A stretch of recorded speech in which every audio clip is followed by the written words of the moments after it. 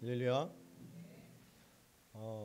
서로 한번 인사해 볼까요? 앞뒤 성도님 좀 일어나셔서 이동을 해도 되고요. 서로 이렇게 다니면서 한번 인사하십시다. 2023년 한 해 참 수고 많으셨습니다. 라고 한번 인사하고 축복하겠습니다. 네, 네. 한 가지 더 인사하겠습니다. 2024년에는 더 큰 응답 받고 더 잘 섬기게 되시기 바랍니다. 라고 축복하십시다.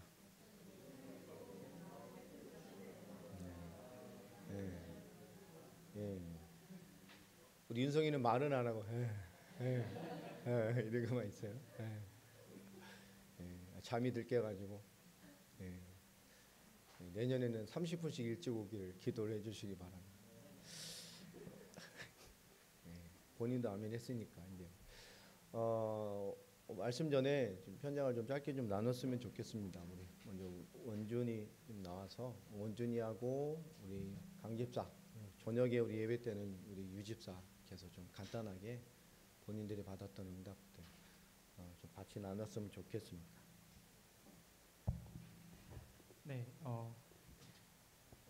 우선은 이렇게 귀한 선교 현장에 또 보내주신 또 하나님께 가장 감사와 영광을 올려드립니다. 그리고 또 기도와 또 재정으로 함께 해주신 그리스도 반석교회 모든 성도님들에게도 정말 감사의 인사를 드립니다. 네, 그리고 사도행전 20장 24절 말씀을 좀 읽고 짧게 나눠 보겠습니다.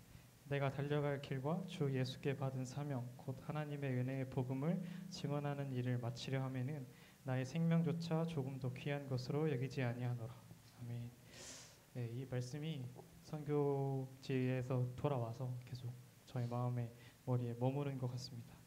우선 저희는 헝가리로 갔을 때 지속될 교회와 지속될 제자, 지속될 사역을 찾는 일을 하고 왔습니다. 그래서 첫 3일을 카르차그라는 동네에서 머물렀는데 그곳에는 교회에 가서 솔직히 좀 충격을 좀 받았습니다. 왜냐하면은 성경책이 구석에 이렇게 박혀 있고 아무도 성경을 읽고 찾는 그런 분위기가 아니었던 거예요. 심지어 그 목사님조차도 그런 모습을 보면서 되게 놀랐습니다. 그리고 또 가서 곳에서 목사님께서 말씀 사역을 시작하셨는데 처음 한 타임은 정말 사람들의 마음에 귀에 그 말씀이 안 들어가는 것을 봤습니다. 그러면서 저의 이 성경의 복음이 정말 하나님께서 예비된 그런 제자가 아니면은 그것을 받아낼 수 없는 거구나라는 좀 그런 생각을 들었습니다. 그리고 거기서 떠날 사람은 떠나고 소수의 사람들만 남았을 때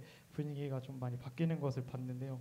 그때는 그 사람들의 마음의 말에 그런 복음들이 들어가고 그들의 자세와 태도가 조금씩 바뀌는 것을 확인했습니다. 그래서 정말 왜 목사님께서 계속 소수가 있어야 하는지, 소수를 모아야 하는지, 한 사람을 찾아야 하는지에 대한 그런 응답을 저도 받았던 것 같고요. 그리고 또 제가 21강 메시지 중에 8과 9가 왕이신 예수 그리스도, 제사장이신 예수 그리스도에 대한 메시지를 전할 기회가 있어서 전했는데 정말 느꼈던 거는 이게 현장에서 이 메시지로 그 현장을 바라보고 그 사람을 바라보고 이 사람에게 이게 답이 돼야겠다라고 이 메시지를 무장하고 주는 거랑 그냥 제가 여기 한국에서 제가 양육하는 친구들에게 이렇게 메시지를 하거나 할 때랑 많이 다르다라는 거였습니다. 이거 그 전에는 계속 이 어떤 교리적인 성경 공부적인 그런 이런 메시지를 했다면 그곳에서는 정말 이 사람들에게 이 말씀이 심기고 이 말씀이 답이다라는 그런 확신을 가지고 하는 그런 메시지, 무장된 그런 메시지랑 정말 다르다라는 생각이 좀 들었습니다. 그래서 저도 앞으로 계속 헝가리 사역은 아직 안 끝났잖아요. 앞으로 계속될 그런 세계복음화의 사역 가운데 제가 이 메시지를 정말 답으로 붙잡고 이 말씀으로 세상을 바라보고 이 말씀으로 내가 무장되어야겠다라는 좀 생각을 좀 했습니다. 그리고 그 성탄 예배가 있었는데요. 거기서는 되게 뭔가 앞에서 목사님께서 계속 말씀을 전하시고 저희는 뒤에서 계속 기도함으로 좀 영적 전쟁터라는 걸 좀 많이 봤던 것 같아요. 사단 결박하면서 흑암 결박하면서 이들에게 정말 한 사람이라도 말씀이 들어가야 정말 살겠구나라는 그 마음을 가지고 누가 말씀을 받아내는지 그런 것들을 보면서 정말 사역자의 마음이 무엇인지 좀 많이 배웠던 또 시간이었던 것 같습니다. 그곳에서 또 찾아진 뭐 야노스 목사님, 또 니키라는 또 친구도 있었고, 또 그런 찾아진 연결된 사람들이 계속 한국에서도 지속적으로 영상으로 사역을 하고 앞으로도 계속 헝가리를 살릴 그런 민족으로 그런 사람들로, 그리고 넘어서 그리고 또 세계 그 동유럽 전체를 살릴 그런 사람으로 세워지기를 기도합니다. 그리고 또 카르차그 사역을 끝내고 데브레친과 부다페스트로 넘어갔는데요. 이곳에서는 좀 이 현장을 마음으로 눈으로 담는 시간이었던 것 같습니다. 정말 그 여리고 성을 정탐했던 그런 마음으로 정말 한 사람을 찾고 우리의 문이 되어줄 한 사람을 찾고 그 현장을 마음으로 담고 다음 사역을 위한 그런 세팅들과 다음 사역을 위한 그림들을 그려나가는 좀 그런 시간이었고요. 그리고 헝가리에 대한 그런 영적인 분위기 또한 또 많이 보고 그곳에서 어떤 하나님의 계획이 있는가를 정말 나름대로 많이 생각해보고 찾아볼 수 있었던 그런 시간이었습니다. 그리고 그 김영식 선교사님 교회에 가서는 좀 우크라이나 분들도 계시더라고요. 그래서 그분들도 만나서 대화도 하면서 그곳에서 또 루드밀라라는 그 어떤 자매 분을 만났는데 그분과 함께 또 러시아어로 아마 21강 사역을 또 진행하게 될 것 같습니다. 그렇게 정말 신기한 게 하나님의 일을 주체적으로 하나님의 계획을 찾아 나가는 사람한테는 하나님이 길을 여시는 것을 좀 많이 봤던 것 같아요. 그래서 정말 내가 그냥 세계복음을 해야지 하고 그냥 가만히 있는 거 아니라 내가 지금 할 수 있는 것은 무엇일까? 내가 준비해야 될 것은 무엇일까? 하면서 이렇게 주체적으로 내 삶 속에서 찾아 나가는 것이 정말 귀한 거고 필요한 거구나라는 것을 많이 봤던 것 같습니다. 네, 그리고 마지막으로 개인적으로 받았던 응답들을 좀 짧게 나누면 성경의 전도가 무엇인가 계속 목사님의 설교를 통해서만 들었는데 그것이 현장에서 조금은 확인되어지는 그런 시간이었어요. 그래서 정말 한 사람을 찾고 그 사람을 제자로 확립시켜 나가는 그런 과정들, 그런 정말 그 많은 사람의 숫자에 있지 않고 프로그램에 있지 않구나라는 것을 좀 많이 봤고요. 그리고 또 저의 전도자로서의 부르심에 대한 확신이 좀 생기는 시간이었습니다. 나를 하나님께서 이 시대에 정말 전도자로 세우셨구나. 내 주변 사람들 또 더 나아가서 우리 한국 민족, 그다음 더 나아가 세계 열방을 향한 하나님이 나에게 이 성경의 복음을 그냥 듣게 하신 것이 아니구나라는 그런 생각을 했습니다. 그리고 또 꿈꾸는 것이 또 하나 생겼는데요. 그것은 우리 그리스도만석교회 청년들이 다음에는 가서 우리 청년들이 주도적으로 사역을 해봤으면 좋겠다는 좀 그런 생각을 했습니다. 그곳의 청년들과 함께 말씀도 전해보고 전도도 하고 그들도 제자로 세워나가는 그런 사역들을 했으면 좋겠다. 그러면 지금 우리가 준비를 해야겠다라는 그런 생각을 했습니다. 우리가 말씀을 묵상하고 기도를 모으고 재정을 모으고 우리 마음을 하나님께로 올려드리는 그런 시간들이 우리 청년들에게 반드시 필요하겠다라는 그런 생각이 좀 들어서 해보겠습니다. 또 나태해지지 않도록 저희 많은 관심과 질책과 부탁해 주시면 감사하겠습니다. 이상 마치도록 하겠습니다.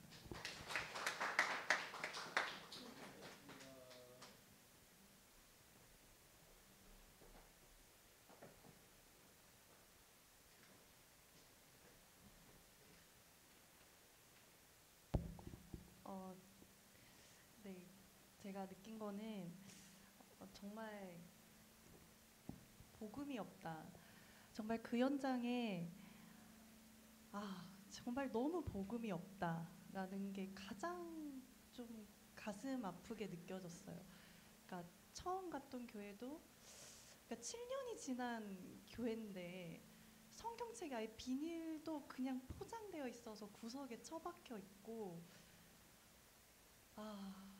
그래서 무슨 예배를 드리는 건지 물어봤더니 이제 거기는 워낙 집시 사역인데 이제 집시분들은 워낙 좀 많은 차별을 받고 계시기 때문에 그리고 또 실제로 약간 정말 영적으로 재앙지대예요. 정말 아픈 사람들, 장애가 있으신 분들도 되게 많고 그래서 다 그냥 와서 기도받는 거죠. 안수받고 축복받고 그게 그냥 그들의 예배 생활인 거예요. 그래서 그리고 또 그 부다페스트에 와서 봤던 그 교회도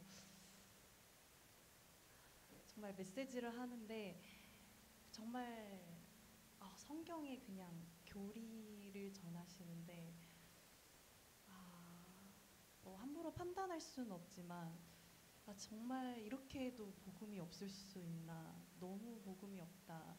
진짜 있는 동안에는 막 끌었어요. 마음이 너무 끌어가지고 진짜 여기서 교회 하나 진짜 세우고 만다네. 막 이런 오만 가지 막 그런 열정 있잖아요. 열정.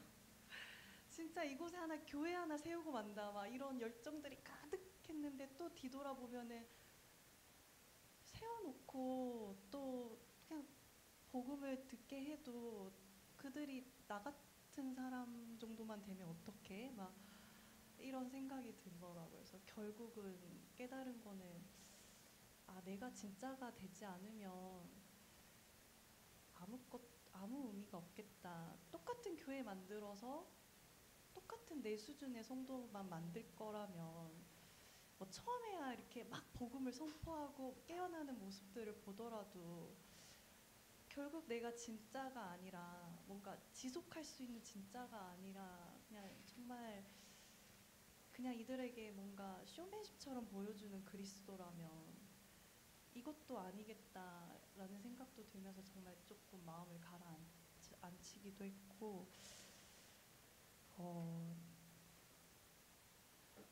네 그랬어요. 그래서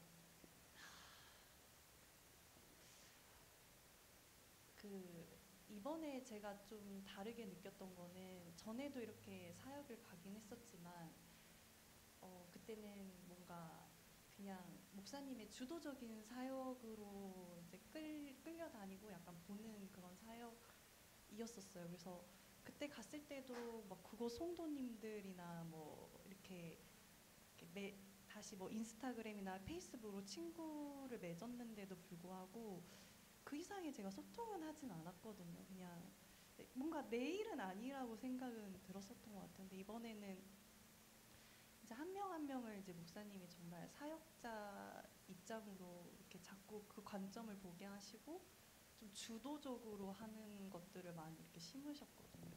그러니까 그냥 거기서 뵀던 한 명 한 명 심지어 그냥 어린 아이도 이제 뭐 7살, 10살 아이들도 저랑 이제 페이스북 친구가 맺어졌거든요. 근데 이게 그냥 안 보이는 거야. 뭔가 진짜 얘네들한테도 어떻게 하면은 이 복음의 말씀이 좀 흘러갈 수 있을까? 그 만나지는 엄청 걸어요. 또 한 명이 연결되니까 페이스북에 막 그 교회 사람들이 많이 이제 친구 초대를 했는데 근데 그게 그냥 한 명 한 명으로 안 보이고 어떻게 하면 내가 아는 복음을 좀 전달할 수 있을까? 막 이런 고민을 계속 하기 시작되는 것 같아요. 그래서 막 이제 번역기 돌려가면서 계속 소통을 하면서 기도를 하면서 조금이라도 좀 연결될 수 있도록 조금이라도 내가 계속 당신을 위해서 기도하고 있고 내가 가진 그리스도가 조금이라도 전달되기 위해서 좀 그런 사역자적인 입장으로 좀 더 주도적으로 찾는 사역을 하기 시작한 것 같고 또 하나 이제 개인적으로 느낀 거는 선교사님들의 삶인데 직접적으로 그들의 삶을 같이 본 거는 한국인 선교사를 통해 간 거는 처음이었으니까 아무래도 그분들의 삶을 봤는데 어떻게 보면은 그때 30년 전에 다 오신 분들이었는데 정말 그때는 헝가리는 우리나라 그 외교부랑 맺지도 않은 상태였고 정말 가난한 나라였다 하더라고요. 근데 정말 자기의 삶을 다해서 이거는 감히 할 수 없는 순종인데 그때 하나님께 그런 열심과 순종을 받아서 그곳에 정착하신 거잖아요. 그래서 너무 귀하신 분들인데 정말 어쩌면 그 귀하신 중심을 들였던 것만큼 하나님의 축복으로 정말 모든 걸 체험받아서 너무나도 많은 좀 축복을 누려야 되는 삶들인데 너무 힘이 빠져 계시는 걸 보니까 좀 그게 너무 안타깝더라고요. 그래서 어떻게 보면 나보다 너무나 더 귀한 중심으로 이곳에 왔던 분들인데 더 큰 응답으로 보상받는 삶을 힘있게 사셔야 되는 분들인데 네. 그러니까 믿음도 교회의 모든 시스템도 그냥 헝가리의 사정에 계속 양보를 하는 거예요. 그래서 우리가 뭔가를 하려 하면 헝가리에 대해 잘 모른다 이렇게 말씀하시고 우리에 대해 잘 모른다 너무 일방적이다 이제 이렇게 말씀을 많이 하셨는데 그렇게 될 수밖에 없는 그렇게 그 한 2, 30년을 사시면서 이분들이 어떤 마음으로 교회에 나오고 어떤 마음으로 지속하며 지금 이렇게 지키고 있는 걸까 그런 생각하면 좀 가슴이 먹먹하면서도 좀 너무 안타까운 마음도 있어서 그래서 감히 뭐 판단할 수가 없잖아요. 그래서 할 수 있는 거는 최대한 힘이 되어드리고 도와드리고 지속적인 관계를 맺어서 같이 살려야 되는 거니까 같이 힘을 얻으셔야 되는 거니까 이제 그런 부분을 좀 지혜롭게 하려고 좀 기도하고 있습니다. 제가 이번에 계속 오면서 계속 생각났던 구절은 잠언 4장 23절 말씀인데 무릇 지킬 만한 것보다 더욱 네 마음을 지키라 생명의 근원이 이에서 남이니라. 저는 그 말씀이 비행기에서 오는 내내 좀 생각이 났어요. 마음을 지키는 것 나도 그들처럼 변질되지 아니하고 계속 내 마음을 지켜내는 것. 목사님이 이제 학개서에 대한 그러니까 예배를 좀 자주 많이 드렸거든요. 시간이 많이 나는 만큼 예배를 드렸는데 학개서에 보면은 이제 성전을 막 처음에는 으쌰으쌰 하면서 건축을 하다가 나중에는 이제 너무 이제 커지니까 조금씩 성도들이 자신의 삶을 먼저 이렇게 집을 세우고 자신의 삶을 먼저 세우면서 이제 성전 건축을 잠시 멈춰놔요. 이제 그러면서 그러다가 이제 여호와 하나님이 좀 꾸짖으시는 내용이거든요. 그래서 그들이 이제 황급하게 좀 죄책감이 있으니까 이렇게 지어놨다가 겨우 초라하게 이제 하나 지어놓죠. 네. 저 또한 이제 삶의 우선순위가 너무나도 중요한 것 같아요. 정말 내가 말씀이 정말 있어야 내가 말씀이 정말 내가 힘이 될 만큼 있어야 그들에게도 힘이 될 만한 말씀을 줄 수 있고 정말 내가 기도가 정말 사실적으로 담겨야 이들한테도 정말 기도를 사실적으로 해줄 수 있고 기도를 심길 수 있으니까 정말 내 마음을 끝까지 지켜내는 것 내 마음의 우선순위가 복음에 있고 하나님이 나를 살리는 자로 부르셨고 하나님이 하시라고 하셨으면은 최대한 주도적으로 찾아내는 것, 찾아서 해내는 것. 그래서 그런 것들이 좀 많이 와닿았습니다. 좀 사실적으로 보게 하신 것 같아요. 사실 알고 있는 건데 사실적으로 보게 하셨어요. 네, 알고 있었죠. 살리는 자로 세운 것, 복음 가진 정말 귀한 전도자로 세운 것 알고 있었는데 사실적으로 정말 알게 하신 게 정말 이번 사역에서 많이 좀 깨닫게 된 것 같습니다. 그래서 저도 이제 해내야 되는데 해내고 싶어요. 해낼 수 있도록 좀 많이 기도해 주시고 함께 아마 될 것 같아요. 함께 될 수 있도록 될 수 있었으면 좋겠습니다. 감사합니다.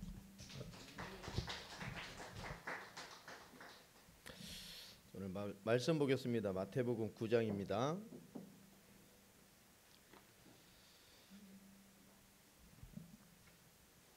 마태복음 9장 37절, 38절 두 절 말씀입니다.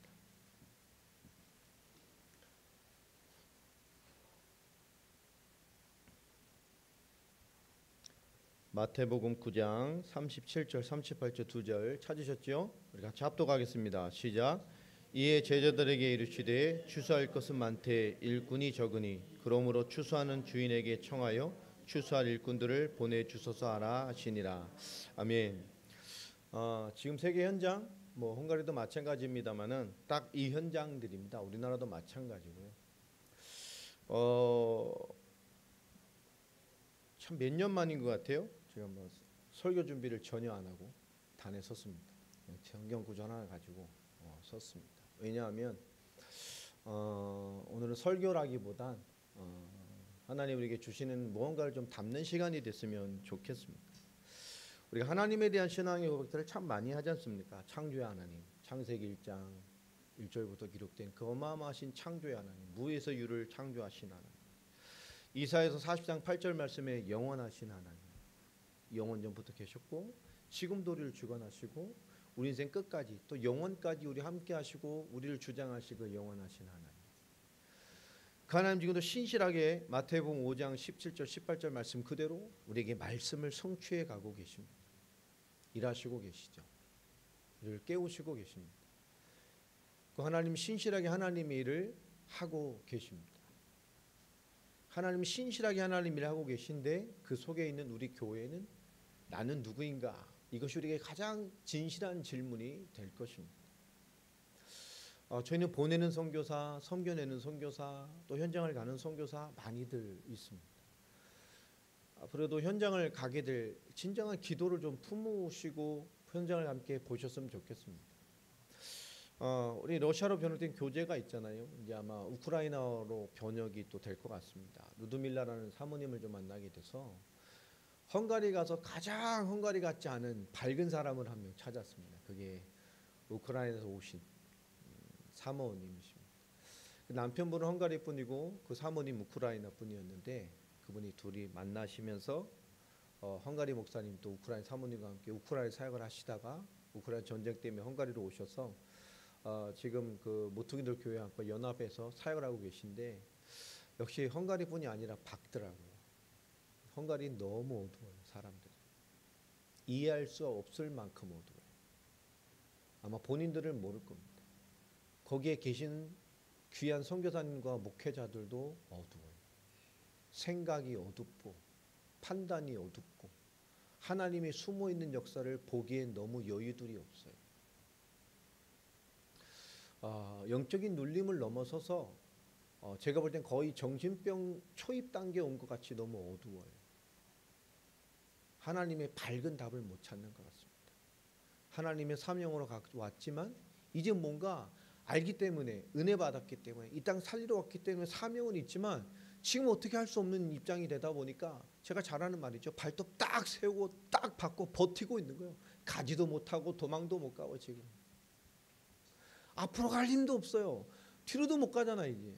그냥 발톱 딱 세우고 땅 박아놓고 버티고 있는 거예요. 그 팔팔팔팔 떠는 버팀으로밖에 안 보이더라고요. 아마 영상을 보시면 욕할 수도 있는데요. 그건 사실인 것 같아요. 제가 하나님 앞에 신실하게 본인들의 앞에서의 그냥 하고 싶은 열정이 아니라 지금 하나님 앞에서의 자기를 찾는 시간이 있었으면 좋겠다라는 생각을 하게 됩니다. 정말 기도 많이 해야 되겠다. 쉽지 않다고 생각했지만 정말 쉽지 않은 사역이에요. 러시아나 뭐 동유럽은요 복음 통하면 사람들이 솔직해요. 근데 이놈 현장은 또 그렇지도 않더라고요. 뭔가 다 가리고 있는데요 드러내질 않아요. 우리가 주도적인 현장을 찾고 교회를 찾아서 들어가는 현장이 아니라 처음으로 우리가 아무것도 주도할 수 없는 그렇잖아요. 말이 통해야죠. 뭐 통역이 있어야 되니까요. 그런 사역이 있습니다만 많이 배웠습니다. 비싼 대가를 치르고 정말 많이 배웠어요. 앞으로 현장을 이렇게 해야 되겠구나. 이렇게 세팅해야 되겠구나. 다음에 우리가 들어가면 이렇게 해야 되겠구나. 현장을 이렇게 준비해야 되겠구나. 자료를 이렇게 준비해야 되겠구나 하는 많은 생각을 해보게 됐습니다. 오직 하면 AI를 찾아서 우리가 번역 직접 해야 되겠다라는 그 몸부림을 이틀 동안 쳐줘서요. 뭐 챗 뭐 이런 거 찾아가지고 헝가리 번역 찾고 앉아서 보면서 참 거룩한 고민들을 많이 하고 있었어요. 저도 그런 경험은 처음이었고요. 말씀도 우리끼리 많이 나눴습니다. 제가 학교에서의 말씀을 전하기도 했고 사도행전 28장을 넘어서는 사도 바울에 대한 그 이후에 28장이 무슨 교육인가를 성경의 의미로 좀 해석해서 전해드렸고 우리가 성경을 보지만 성경에서 말하는 그 끝에 대한 개념을 못 느낄 때가 참 많거든요. 말세를 살면서 현장에 있었기 때문에 사도 바울의 마지막에 대한 말씀들, 사도행전 끝을 정한 메시지가 뭐였는지를 현장을 통해서 사이사이 말씀을 통해서 많이 나눴습니다. 또 현장이기 때문에 던져주는 은혜들이 있기 때문에 많은 것을 줬고요. 현장에 각자에게 주시는 은혜들이 많이 있을 것이기 때문에 그것을 현장에서 잘 정리하는 시간을 많이 가지라고 부탁을 했습니다. 이 우리는 한가리를 사역하러 온 거냐 살리러 왔기 때문에 지금이 아니라 계속 하나님의 뜻을 찾아라 갈 거기 때문에 그 사역자의 시선을 가지고 자신을 준비하고 모든 작은 일에서 하나님의 일을 찾아내라고 계속 주문을 했습니다. 하나님 살아계시기 때문에 그래요. 제가 해온 사역 중에 가장 말도 안 되는 사역을 하다 왔습니다. 가장 말도 안 되는 지역에, 가장 말도 안 되는 교회에, 가장 말도 안 되는 만남을 줬고 가장 말도 안 되는 선교사를 만났어요. 현장을 향한 하나님의 큰 일을 볼 생각에 대한 비전조차도 없이 그냥 당연히 당신 만났으니까 좀 도와줄게. 내 현장 이런 데 가서 한번 가. 이런 수준으로 저를 대하는 가장 말도 안 되는 중심을 가진 선교사를 만났단 말이에요. 하나님의 를 그치 대할 수 있는지. 감사한 것은 그 선교사님이 은혜를 받았어요. 하루 딱 지나고 눈빛이 바뀌고 본인이 은혜를 받더라고요. 사역 다 끝나고 저에게 한마디입니다. 큰 은혜를 받았다. 가장 짧은 시간이었지만 아주 특별한 경험을 했다. 마지막 그 교회 예배 드릴 때 저에게 하신 말씀이었어요. 저 속으로는 기도했습니다. 당신이 진짜를 봤으면 좋겠다. 34년간의 헌신이 하나님 무엇을 보기를 원하시니 그럼 인생의 마지막에 던져주는 기회가 될 수도 있잖아요. 참 안타까운 시간이었고요. 또 오기가 생기는 시간이었어요. 이놈의 나라에 도대체 뭐가 숨겨져 있길래 하나님이 이렇게 출발을 하게 하실까. 많은 사람은 갔다 와서 행사하고 사진 찍고 이렇게 왔습니다. 왔죠. 우리 전혀 그런 사역이 아니잖아요. 저희는 행사하는 사역이 아닙니다. 이 나라를 살릴 사람을 찾을 사역을 하는 것이고 이 나라의 현장을 지속할 교회를 찾는 것이고 함께 세계복음을 꿈꾸고 그리스도로 승복할 사람 한 교회를 찾는 것인데 그죠? 개념이 다르다 보니까요. 너무 안타까운 게 참 많았습니다. 예수님께서 제자들과 현장을 도시면서 하신 말이잖아요. 많은 연약한 자들을 치유하시는 중에 하신 말씀입니다. 종합병동과 같은 현장에 많은 사람을 치유하고 회복시키고 눈을 뜨게 하고 오만 하나님의 역사를 긍휼을 베푸신 중에 그 끝에 주신 말씀이에요. 많은 역사를 일으키는 것보다 더 중요한 게 뭐예요? 맹인이 눈을 뜨고 많은 병든 말 못하는 자가 고침을 받고 기적을 체험하고 병자가 낫고 하나님께 엉 돌리고 하나님의 능력이 있구나, 치유되는구나, 역사 일어나는구나, 기적이 있구나. 그런 것보다 더 중요한 결론이 뭐냐? 계속 살려낼 수 있는 제자가 세워져야 돼. 살리는 것은 영이니 육은 무익합니다. 우리가 잠시 받는 은혜로 나를 살려낼 수 없어요. 여러분 체험했죠? 각종 집회, 수련회 잠시 받는 은혜로 날 살려낼 수 있던가요? 잠시 받은 은혜로 나를 못 살려내면 더 무너질 텐데. 여러분 하나님의 부르심의 자리에서 계속 서 있을 수 있어야 합니다. 그것을 벗어나고 하나님이 날 수 있는 부르심 자리에 벗어나서 우리에게 오는 것들은 뭐지? 그걸 죄라는 거예요. 그 죄 속에 일어나는 모든 것들은 우리를 더 파격적으로 무너뜨립니다. 여러분 젊은이들 하나님의 부르심에서 벗어난 만남 여러분을 어떻게 되든가요? 더 파격적으로 무너뜨리죠. 삶과 생각과 문화를. 기성세대도 마찬가지입니다. 하나님의 부르심에서 벗어난 모든 것들은 우리를 더 파격적으로 무너뜨립니다. 우리가 우리 스스로를 인정하고 발견하지 않으면 우리는 하나님의 부르심 앞에서 벗어나 늘 무너지는 날을 봐요. 그 하나님의 부르심의 위치를 벗어난 만남과 결혼을 통해 환경을 통해 주를 위해 살고자 하는데 더 끊임없이 문제가 되는 인생들이 있어요. 왜 그럴까요? 신앙과 믿음은 있는데 왜 더 파격적인 무너짐이 계속됩니까? 하나님의 부르심에 대한 부르심에 대한 마음은 있지만 내가 하나님이 역사하지 않는 자리에 계속 서서 엉뚱한 무언가를 계속 선택할 때에 우리 파격적인 무너짐이 일어나요. 그 만남에 더 무너지고, 그런 결혼에 더 무너지고, 그런 인연에 더 무너지고, 그런 사회생활과 선택에 더 무너지게 됩니다. 우리가 무엇을 잡고 있어야 되느냐? 하나님의 부르심 속에 서 있을 수 있어야 돼요. 하나님이 나를 부르시고 감동케 하셨던 그 부르심 속에 우리 신앙과 삶과 기도가 있을 수 있어야 합니다. 우린 그걸 벗어나서 자꾸 구하죠. 벗어나 있으면서 하나님 그 부르심에 그대로 있게 해주십시오. 근데 나는 뭐요? 엉뚱한 부르심의 자리가 있을 때가 많잖아요. 우리 한 해를 되돌아보면서 여러분의 한 기도와 헌신과 올 한 해 교회에 함께 이뤘던 모든 것들은 하나님이 몇 배로 갚으시고 축복하실 만한 마땅한 이유와 근거와 헌신이 되는 예물입니다. 여러분 신앙생활은 정말 이 땅에 하나님이 이 땅에 박수를 쳐도 우리를 축복하실 만한 신앙생활과 말씀 앞에 서 있는 것은 확실합니다. 그러나 우리가 그 말씀과 부르심 앞에 우리의 삶의 부르심의 위치를 회복해 가는 것만큼 중요한 것이 없을 거예요. 한 해를 되돌아보고 2024년을 바라보면서 우리의 모든 것들이 하나님의 온전한 부르심의 자리에서 이루어지는 응답을 받게 되는 시작이 되기를 정말 바라겠습니다. 많은 도전이 있을 것이고 내년도 녹록지 않은 사단의 도전과 세상의 도전과 삶의 도전들이 있을 것입니다. 그러나 우리 맞서낼 만한 힘이 있어야 되고 능히 싸워 이길 만한 힘이 있어야 되고 능히 받아내고 섬겨낼 만한 그릇됨이 있어야 됩니다. 우리가 하나님의 부름받는 그날까지 이 싸움은 끊임없이 계속될 것입니다.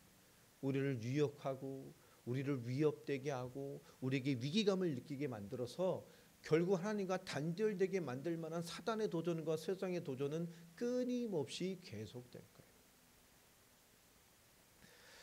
우리가 이 시대에 주님께서 추수할 것은 많은데 추수한 일꾼이 없기 때문에 추수할 일꾼을 보내어 주소서라고 기도하라고 말합니다. 오늘 우리에게 주시는 응답입니다. 하나님이 우리에게 통해서 담아내고자 하는 추수할 것들이 너무 많아요. 여러분이 그 담아내는 그런 일꾼이 되길 바랍니다. 하나님이 이 땅을 향해 우리의 기도를 향해 보내주신 바 되는 여러분 주인공들이 되는 그런 한 사람 한 사람이 됐으면 좋겠습니다. 현장을 가보면 이해되죠. 정말 그리스도 예수의 복음이 없구나 하는 겁니다. 예배자는 많고 뭔가 다 많아요. 근데 뭐가 없죠? 복음이 없어요.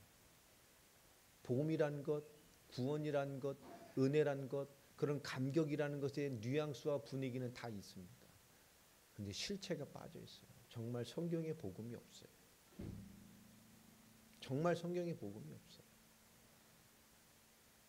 그분들의 설교를 들어보면 와, 저 말씀 듣고 살아나겠네.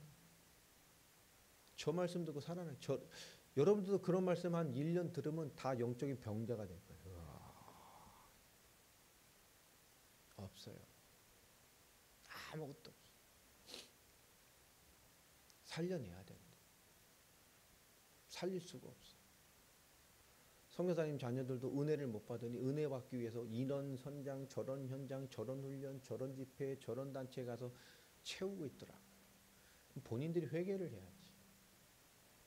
그 자녀도 참 대단한 그릇이더라고요. 그 자녀 다음에 가면 꼭 만나봐야 되는데 살려고 하는 의식에 몸부림이 있는 거예요. 나름대로 뭐 받고 있더라고요.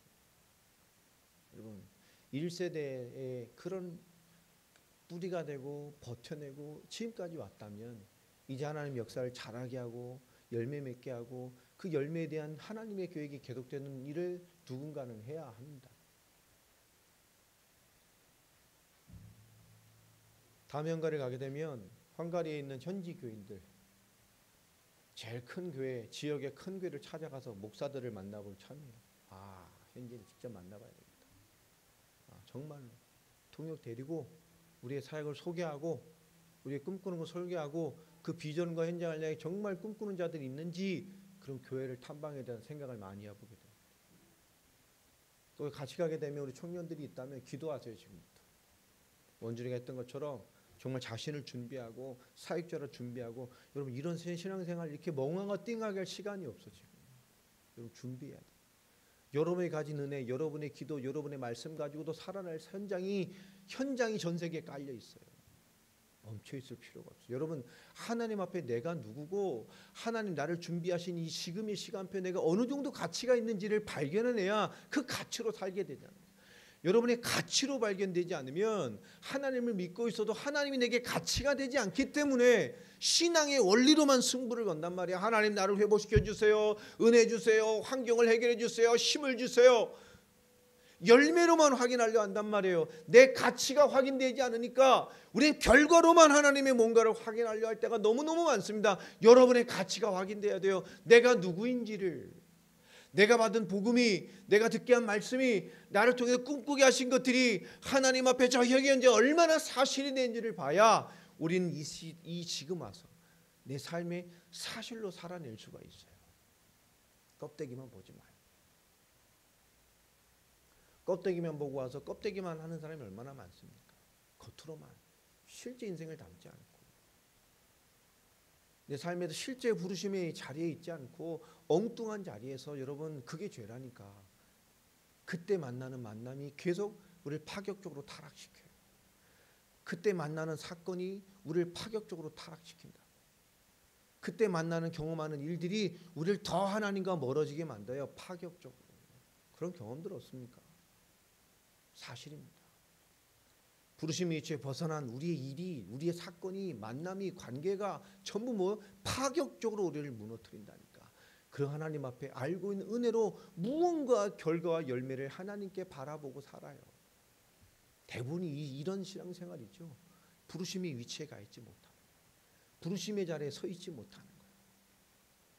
뭐 하나만 바꾸면 되죠? 부르심의 자리에 서 버려야 돼요. 근데 우리는 뭐죠? 늘 부르심의 그 자리에 가기를 꿈꾸면서 안 가고 있을 때가 많아요. 여러분, 이 하나만 해결하면 됩니다. 부르심의 자리에 가 있는 것. 그 속에서 하나님을 바라보고 그 속의 모든 관계와 모든 것들이 그 속에서 이루어질 때 모든 것이 하나님의 파격적인 역사로 바뀌는 거예요. 아브라함 하나님을 통해 약속하셨던 이후에 그가 그 부르심에 있죠. 선 순간 뭐였죠? 그 인생의 모든 것이 파격적인 역사로 바뀌었어요. 파격적인 무너짐이 아니라, 성경을 보세요. 특별한 역사가 아니었잖아요. 아브라함의 특별한 믿음의 역사가 있었습니까? 아니에요. 그가 부르심의 위치를 회복하고 자리에 섰을 때 파격적인 무너짐의 인생이 파격적인 하나님의 역사로 바뀌었어요. 모세도 마찬가지잖아요. 성경을 보십시오. 여러분, 하나님의 부르심의 위치에 서 있는 우리 인생의 부르심이 되기를 주의 이름으로 축복합니다. 그의 기도, 그의 소망 달라졌습니다. 그 기도가 돼야죠. 부르심의 자리에 서 있지 못하는 그 현란한 기도, 하나님 별로 응답 안 하실 텐데요.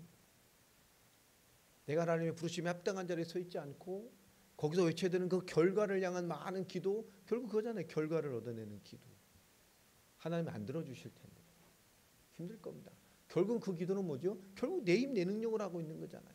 내가 할 수 있어 될 것 같으면 하나님도 될 것 같고, 내가 안 되면 하나님도 안 될 것 같아서 그때 기도도 안 하죠. 왜 그렇죠? 그렇게 될 수밖에 없어요.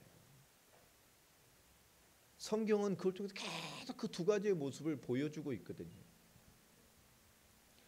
이번 사역을 통해 그걸 많이 좀 봤을 겁니다. 저희도 잘 준비하고 이후의 사역들을 다 준비해서 다음 사역은 누가 나든 다 사역자로 가야 돼요.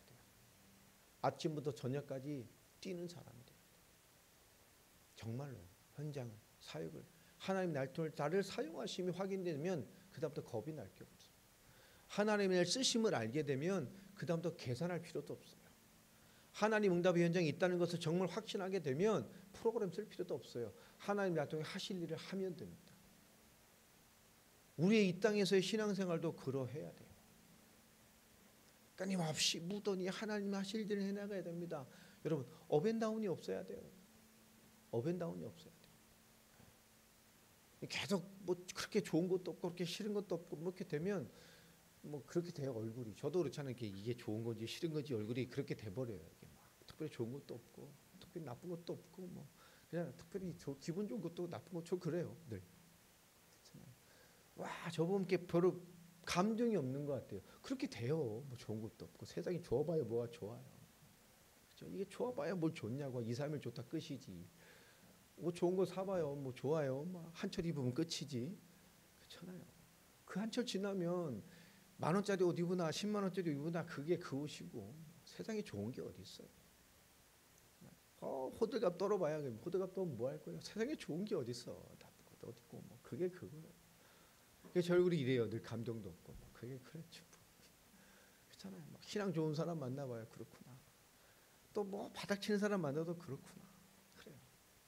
왜냐 기준이 거기 있지 않으니까. 하나님 인도를 받아낼 사람인가. 정말 주의 은혜를 받아낼 사람인가. 거기에 가치가 있는 거잖아요. 그렇잖아요.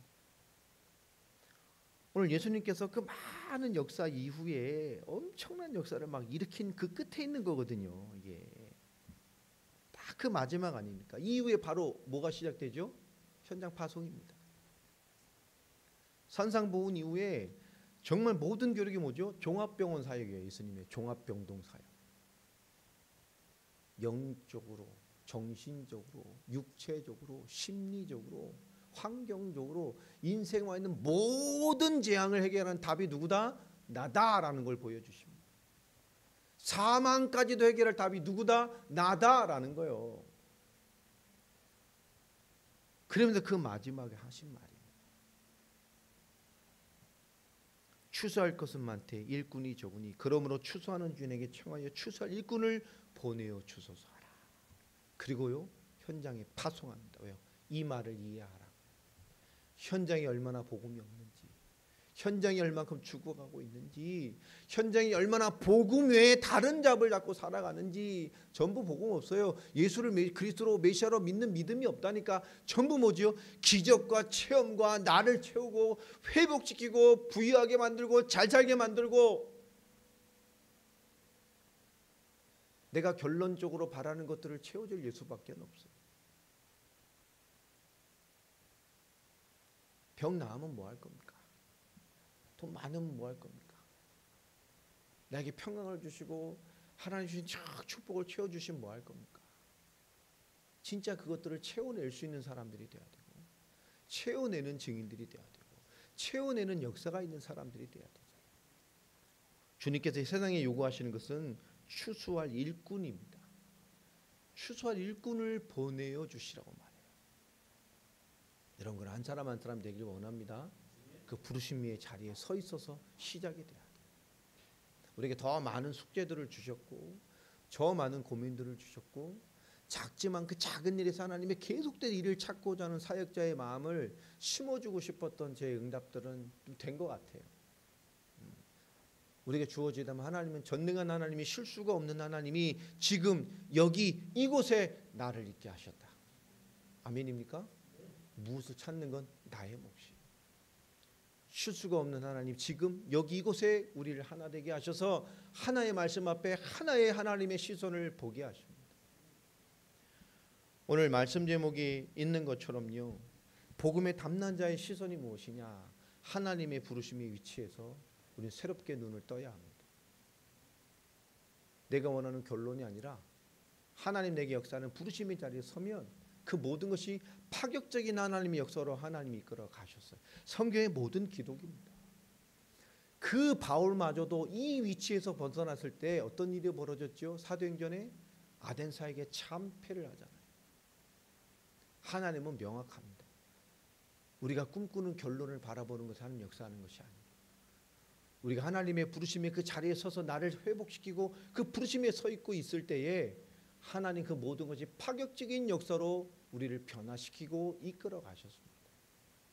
그 결론의 파격적인 응답을 기다리는 얄팍한 개선 벗어버리고요, 하나님의 부르심 위치에 서서 여러분의 기도와 예배와 삶과 생각과 가치와 모든 것들이 변화되어지고 올바르게 시작되는 그런 출발을 맞는 한 해가 되기를 소원합니다.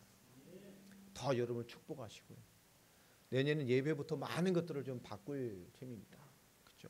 뭐 이렇게 주보에 쳐놓고 뭐 땡 하고 기도하고 뭐 사도신경 이딴 거 다 빼버리려. 초대교회 그렇게 예배했겠어요? 땡. 시간이 됐습니다. 사도신경하고 진짜로 예배하고 진짜 찬양하고 진짜 기도 좀 하고 여러분 살아서 가야 돼요. 할렐루야. 그렇죠. 살아서 가야 돼요. 우리나라 예배 너무 경직됐어요. 사실 사도신경도 이것도 문제가 많은 거잖아요. 카톨릭이 만들어내서 카톨릭을 향한 신앙 고백이잖아요. 사실 이거 안 해도 됩니다. 실제로 안 해야 돼. 한동안 안 했잖아요. 근데 누가 나한테 이상한 얘기를 해가지고 그래서 사도신경 안 하면 이단이랍니다. 가지고 누가 이상한 말을 하는 바람에 그럴 수도 있겠구나. 다시 시작을 했는데 왜 사도신경을 안 하냐고. 안 해도 되고 그건 카톨릭이 만든 겁니다. 우리가 조금 말을 바꿔놨는데요. 사실 뭐 카톨릭을 향한 그 사제들을 향한 신앙의 고백이란 말이에요. 공예, 우리 공예로 바꿔놨지만 그걸 뭘 섬기는 거예요? 카톨릭을 숭배한다고 고백한 거예요. 그 카톨릭 숭배할 만한 대상이 됩니까? 불교로 말하면 삼귀의 그거예요. 삼귀 부처님께 귀하고, 뭐 스님께 나를 뭐 귀하고 이런 거잖아요. 스님께 우리를 왜 맡겨요? 구원만 해요 인간이? 뭐 그런 거예요 이게. 사실 이게 우리 개혁주의에 안 맞는 얘기입니다. 성경하고도 안 맞는 얘기예요. 단 그 안에 성삼위 하나님에 대한 고백 그거 하나만 이 사상이 들어가 있는 거죠. 하나님 믿습니다. 우리 그런 예수 그리스도 믿습니다. 성령님을 믿습니다. 이 세 개. 그런 나머지 그 모든 것 기반으로 해서 카톨릭에 향한 고백이 이게 사도신경입니다. 저게 뭐 사도들이 만든 것도 아니에요. 이게 사도들이 이런 걸 쓸 여유도 없었고 이건 카톨릭이 만들어낸 거예요. 사도들의 사도신경이라는 말로 사실 안 해도 됩니다. 성경적이지도 않고요. 정말로 찬양하고 그냥 뜨겁게 찬양하고 뜨겁게 기도하고 살아있는 영적 상태로 말씀 받고 그 말씀이 기도되고 사실되도록 더 말씀 앞에 우리를 드려내고 그런 예배가 되는 그런 한 해가 됐으면 좋겠습니다. 또 우리 각자 다 사역자로 훈련되는 시간이 됐으면 좋겠어요. 여러분 시간을 내세요. 하나님께. 우리가 시간을 하나님께 드리는 게 나의 생명을 드리는 거. 시간은 생명이잖아요. 의미 있게 하나님께 드려서 우리 교회에서 제자로서 훈련 받아가고 세워가는 거. 예배를 떠나서 한 주간에 몇 시간도 내가 사역자로 준비되는 나를 못 드린다는 거. 그럼 어떻게 보죠? 이미 영적으로 힘이 없는 거잖아요. 주를 위해 내 시간의 일부를 못 드린다? 그건 이미 망한 거예요. 하나님도 너한테 쓸 시간이 없어. 똑같은 거예요. 망한 거잖아. 이제 네가 나를 인정하지 않으면 나도 인정 안 할 거야. 네가 시인하지 않으면 하나님 날 시인하지 시인하지 않을 거 뭐죠? 그 중요한 원리입니다. 예수님께서 뭐 기브 앤 테이크 그런 얘기가 아니에요. 우리 신앙의 정체성을 보시겠다는 거예요. 그 의미입니다. 우리 신앙의 정체성을 본다는 얘기예요. 그게 여러분 신앙의 정체성이 하나님 앞에 나를 드릴 수 있는 정체성이 안 되면 하나님 누구죠? 내가 너한테 네 인생에 이걸 채울 만한 정체성이 안 되잖아요. 하나님 앞에 정체성이 점검받아야 된다. 그 얘기예요. 그게 시인이라는 것이. 하나님 앞에 우리 인생의 한 주간 삶이 어떤 한 부분도 하나님께 드릴 여유가 없고 그럴 생각도 없는 사람이라면 하나님도 뭐죠? 그 인생에 드릴 생각을 안 하실 거예요. 일부라도 채우실 생각을 안 하실 거라고. 왜? 정체성이 그러기 때문에. 우리의 정체성은 응답받는 가장 중요한 기초입니다. 여러분의 정체성이 내년에는 변화되길 바랍니다. 의미를 알고 와야 돼요. 교회가 하나님 앞에 중요한 사역의 방향을 두고 기도하면서 우리가 하나 세계복음을 이렇게 뭉칩시다. 이렇게 시간을 들이고 준비됩시다. 어제 이번에 많은 도전을 받는 것 같아요. 우리 청년들은 이렇게 좀 함께 했으면 좋겠다. 깨웠으면 좋겠다. 그렇죠? 기도적 잡았어요. 본인이 잡았으니까 본인이 깨워야 돼요. 얼마나 잘 깨우나요? 볼참입니다. 못 깨우면 이제 제 탓입니다. 기도를 많이 해주세요. 기도를 많이 해주셔야 돼요. 청년들 일어났으면 좋겠어요. 현장을 봐야 돼요. 정체성을 가지고 그런 시작들을 해냈으면 좋겠습니다. 하나님 앞으로 정체성 확인돼야 되잖아요. 시간도 조절하고 해서 뭐 토요일이든 모여서 진짜 기도하고 여러분 그런 영적인 문화를 만들어내세요. 서로가 서로를 세우는 영적인 문화를 만들어내세요. 엉뚱한 자리에 앉아서 엉뚱한 결론만 바라보다가 아무것도 못하는 사람 되지 말고 정말 하나님의 부르신 자리에 서서 하나님께 드려지는 헌신과 작은 것들이 모여서 하나님의 더 파격적인 역사가 되는 것을 보는 증인들이 되는 한 해가 되기를 바랍니다. 좀 비겁하게 예수 믿지 말고. 우리 교회에서 처음 하는 말이지만 너무나 추접스럽게 예수 믿는 사람 많잖아요. 추접스럽게 살다가 추접스럽게 했다가 교회 와서 땜빵하고 그런 거 말고 정말 그런 사람들 많아요. 그런 예수 믿으면 안 돼요.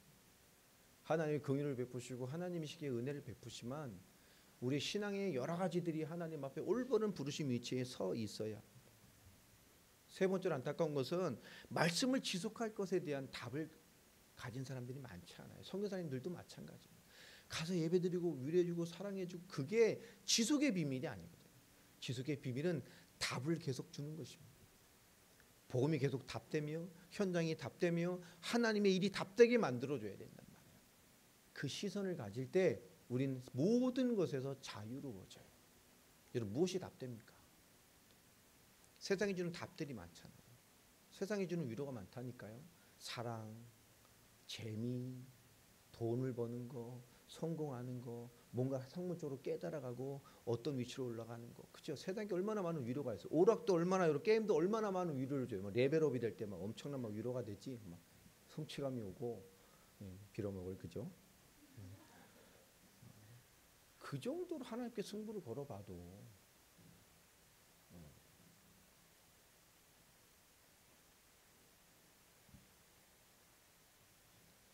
예전에 청년사회 할 때요, 막 청년들이 뭐야, 엄청 진지하게 막 얘기를 하면서 막 그런 거다. 잘 들어보니까 지들 게임마다 레벨업된 얘기를 그렇게 진지하게 하고 있다. 웃겨가지고 다 리더 되는 놈들이 쫙 진지하게 막 그러면서 막 너무 희열을 느끼고 막 지들끼리 막 박수 쳐주고 막 알고 봤더니 그죠?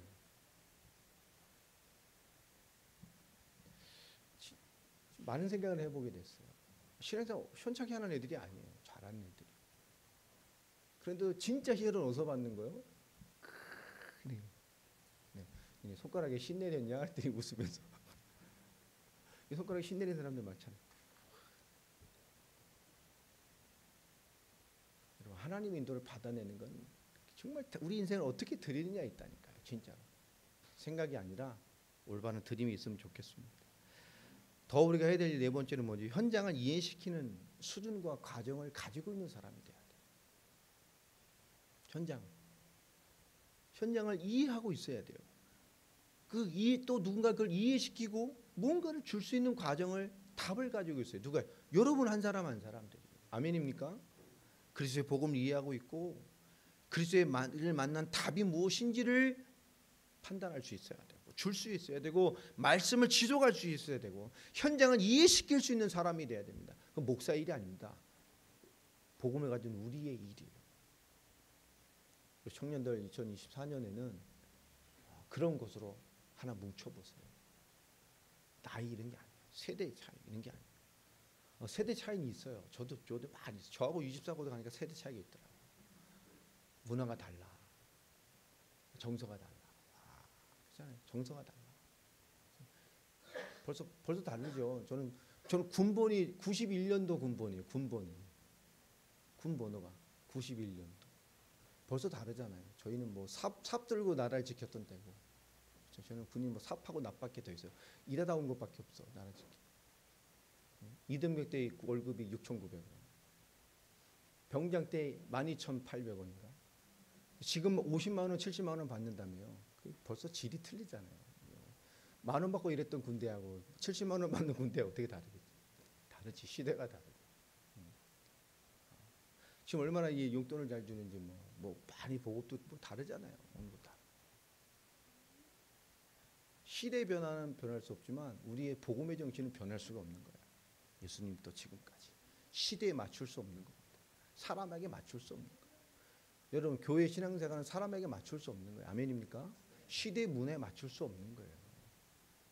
여러분 이거는 이해를 구할 수 있는 게 아닙니다. 이해를 구하지 마세요. 우리 교회는 왜 말씀을 그건 이해를 구한 여러분의 입장을 구하는 여러분 입장으로 구원받는 사람이 있으면 내 입장을 이해해 주겠어요. 여러분 입장으로 구원받을 수가 없어요. 여러분의 입장을 따라 하나님 역사가 바뀐다면 해줄 수 있는데 여러분 입장에 세상이 하나님 역사가 움직여지는 게 아니에요. 여러분의 입장 때문에 하나님 말씀 준 게 아니고 여러분의 입장 때문에 하나님이 성경을 주신 것이 아니고 여러분의 입장을 이해하라고 하나님께서 복음을 주신 게 아니란 말이에요. 여러분이 그리스도께 맞춰져야 돼요. 여러분 신앙생활에 맞춰져야 돼요. 아멘입니까? 그 원리부터 해결하지 못하면 여러분 늘 엉뚱한 자리에 앉아서 여러분을 파격적으로 무너뜨리는 일을 계속 받게 돼요. 여러분 왜 자꾸 나는 이럴 그 원리가 회복되는 주인공들이 되시기를 주의 이름으로 축복합니다. 그것을 깨달아야 현장이 보여지는 거예요. 나를 비롯해서. 우리 오늘 저녁에 오늘 오후 예배는 없고요. 저녁에 송구영신 예배인데요. 또 중요한 말씀들 함께 나누고 한 해를 향한 우리 믿음의 도전의 시간이 됐으면 좋겠습니다. 여러분 내년을 향한 기도 제목을 다 정리해서 오시고요. 정말 뜨거운 기도 준비해서 오시고 하나님 앞에 한 해를 이끌어 가장 중요한 것을 담아내는 믿음의 그릇을 가지고 또 새해를 맞는 그런 시간이 됐으면 좋겠습니다. 하나님에게 주신 가장 좋은 축복이 뭐죠? 이전 것은 지났으니 보라 새 것이 되었도다. 참 이건 참 신령한 축복이에요. 하나님이니까 가능한 축복이고 예수 믿는 사람만 누릴 수 있는 최고의 축복입니다. 오늘 딱 이전 것 털어버리고 그렇죠? 네. 최고의 것을 담아내는 그런 송구영신 예배로 또 영광을 돌리고 은혜 받게 되길 소망합니다. 기도하겠습니다. 하나님 감사합니다. 오늘도 그리스도 예수 안에서 우리의 부르심 앞에 가장 합당한 은혜와 응답을 누리며 하나님의 거룩한 역사 가운데 서는 저희들의 인생과 부르심 되기를 소망합니다. 올바른 것을 바라보게 하시고 올바른 것을 이해하게 하시고 올바른 역사를 누리는 저희 모두가 되게 하여 주옵소서. 새로운 결단이 있게 하시고 새로운 소망이 있게 하시고 새로운 하나님의 두드리심 앞에 우리의 삶을 마땅한 위치에 서낼 수 있는 부르심의 자리에 서 있는 저희들 다 되기를 소망합니다. 주 예수 그리스도 이름으로 기도합니다. 아멘. 교회 소식 전에